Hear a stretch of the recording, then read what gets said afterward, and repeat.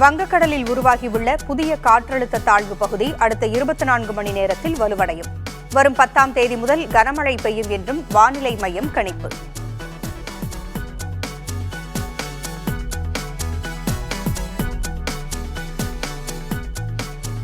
விழுப்புரத்தை தொடர்ந்து கடலூரில் ஆய்வை தொடங்கிய மத்திய குழு. சேதத்திற்கேற்ப இழப்பீடு வழங்க வேண்டும் என பாதிக்கப்பட்டவர்கள் கோரிக்கை.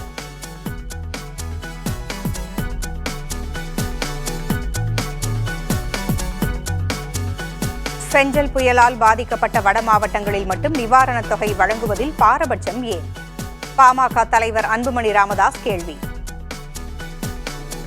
எல்லாத்திற்கும் முக்கியமான கேள்வி கடலூர் மாவட்ட மக்களும் விழுப்புரம் மாவட்ட மக்களும் கள்ளக்குறிச்சி திருவண்ணாமலை மக்கள் கேட்கிற கேள்வி, எங்களுக்கு ஏன் 2000 ரூபாய் கொடுக்குறீங்க? சென்னையிலே மிக்ஜாம் புயல் வந்து பாதிப்பு, சென்னை மக்களுக்கு 6000 ரூபாய் கொடுத்தீங்களே. தூத்துக்குடியிலே வெள்ளம் பாதிப்பு, அவங்களுக்கு 6000 ரூபாய் ஒரு வீட்டுக்கு. ஆனா கடலூர் மாவட்டத்தில் ஏன் 2000 ரூபாய் கொடுக்குறீங்க?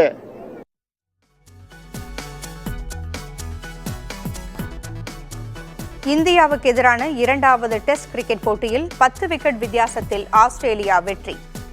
உலக டெஸ்ட் சாம்பியன்ஷிப் இறுதிப் போட்டிக்கு தகுதி பெறுவதில் இந்தியாவுக்கு நெருக்கடி.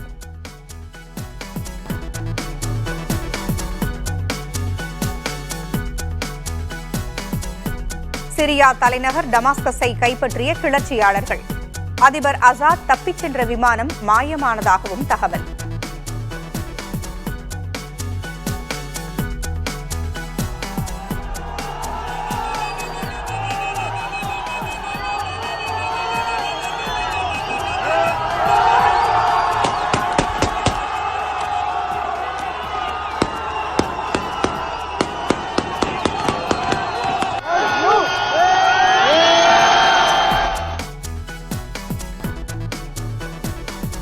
சிரியாவின் எல்லையில் கண்காணிப்பை பலப்படுத்த படைகளை குவித்தது இஸ்ரேல். சிரியாவின் உள்நாட்டு அரசியலில் ஈடுபட விரும்பவில்லை என்றும் விளக்கம்.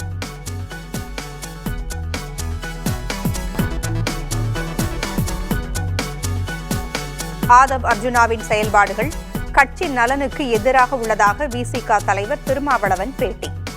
ஒரு கூட்டணியில் உள்ளபோது கூட்டணிக்கு முரணாக பேசுவது தவறு என்றும் கருத்து. கூட்டணியிலே இருக்கிற போது அந்த கூட்டணிக்கு முரணாக பேசுவது நாகரிகமில்லை.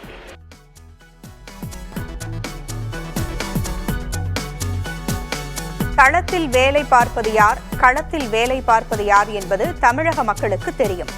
களத்தில் இறங்கினால்தான் பிரச்சனை குறித்து தெரியும் என்றும் தாவேகா தலைவர் விஜய்க்கு அமைச்சர் அன்பில் மகேஷ் பதிலடி.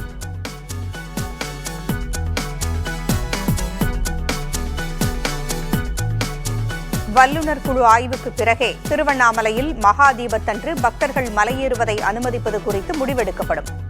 இந்து சமய அறநிலையத்துறை அமைச்சர் சேகர் பாபு பேட்டி.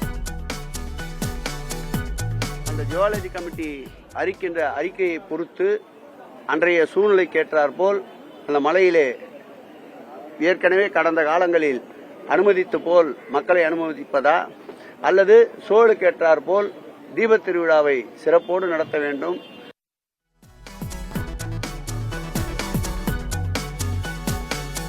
கோவிலா மசூதியா என்ற சர்ச்சைகளை தடுக்கும் வகையில் கொண்டுவரப்பட்ட சட்டம் செல்லுமா? வரும் 12ஆம் தேதி விசாரிக்கிறது உச்சநீதிமன்றத்தின் 3 நீதிபதிகள் அடங்கிய தனி அமர்வு.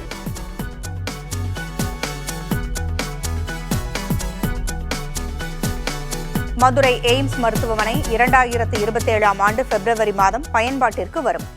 தகவல் அறியும் உரிமை சட்டத்தின் கீழ் எழுப்பப்பட்ட கேள்விக்கு மத்திய அரசு விளக்கம்.